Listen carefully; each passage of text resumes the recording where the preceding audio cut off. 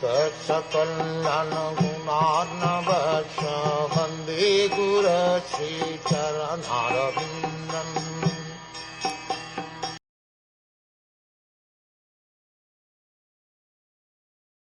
The yogi then meditates upon the beautiful face of the Lord, which is adorned with curly hair and decorated by lotus-like eyes and dancing eyebrows.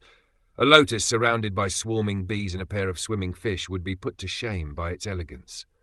One important statement here is Jayan Manamayam. Manamayam is not imagination.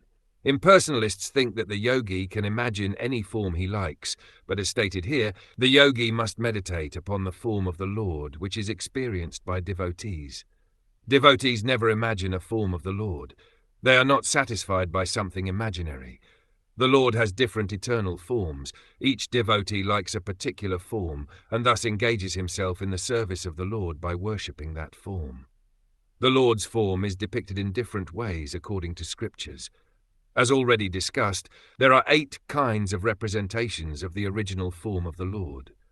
These representations can be produced by the use of clay, stone, paint, sand, etc., depending upon the resources of the devotee. Manamayam is a carving of the form of the Lord within the mind. This is included as one of the 8 different carvings of the form of the Lord. It is not imagination.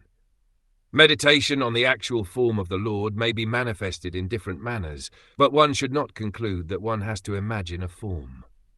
There are 2 comparisons in this verse.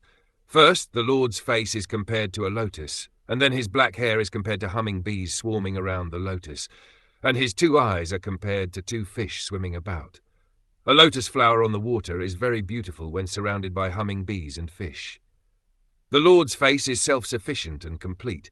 His beauty defies the natural beauty of a lotus.